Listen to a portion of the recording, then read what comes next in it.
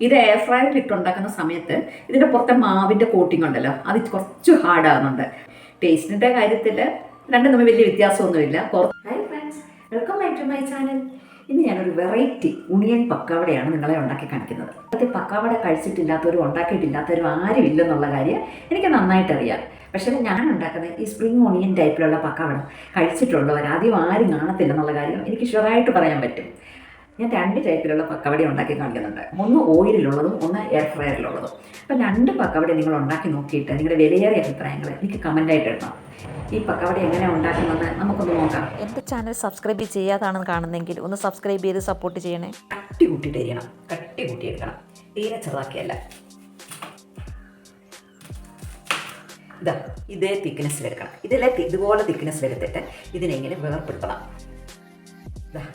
ഇതുപോലെ എടുക്കണം, ഇതുപോലെ റൗണ്ടിൽ.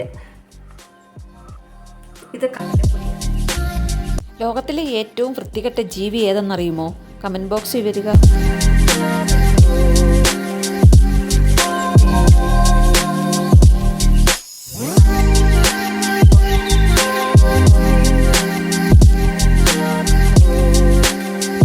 ഇത് ഞാൻ എയർ ഫ്രയറിൽ ഉണ്ടാക്കാൻ വേണ്ടി ഇത്രയും ടൈറ്റായിട്ട് ഉണ്ടാക്കിയത്. നമ്മൾ എണ്ണയിലിടുന്നതിന് ഇതിനെക്കാട്ടും സ്വല്പം കൂടെ ലൂസാക്കിയിട്ട് എടുക്കുന്നത്.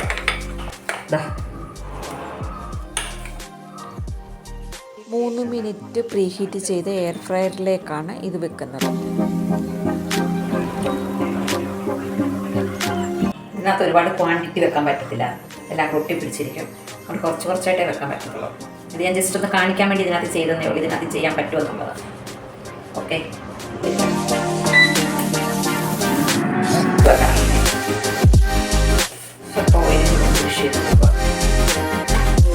ഇനി 5 മിനിറ്റ് സെറ്റ് ചെയ്യണ്ട, ഒരു 3 മിനിറ്റ് കൂടെ സെറ്റ് ചെയ്യാം. ക്രിസ്പി ആയിട്ട് വന്നിട്ടുണ്ട്. പിന്നെ എണ്ണയില്ലാതെ കഴിക്കാൻ പറ്റുന്നവർക്ക് വേണ്ടിയുള്ളതാണ്.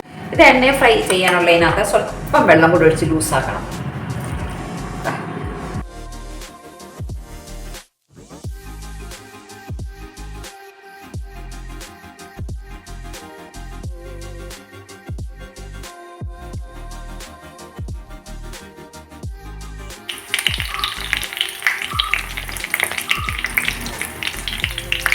ഗൈസ്, ഇത് ഓയിലുണ്ടാക്കിയതാണ്. ഇത് ഞാൻ എയർ ഫ്രയറിൽ ഉണ്ടാക്കിയതാണ്.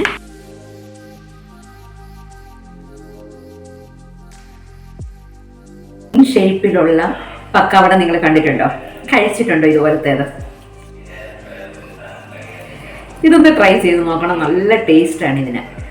മെയിൻലി ഇതിനകത്ത് മാവ് അധികം വരുന്നില്ല, അതാണ്. ഒണിയനാണ് നല്ലതായിട്ട് ഫ്രൈ ആകുന്നത്. മാവ് വളരെ കുറച്ച് മാവ് ഇതിനകത്ത് വരുന്നുള്ളൂ. ഇതൊക്കെ അരിഞ്ഞപ്പോൾ പൊട്ടിപ്പോയതാണ്, പക്ഷെ ഇട്ടപ്പോൾ ഞാൻ ആ ഷേപ്പിൽ തന്നെ അത് വന്നു. Thank you for watching my channel. Jai Hind.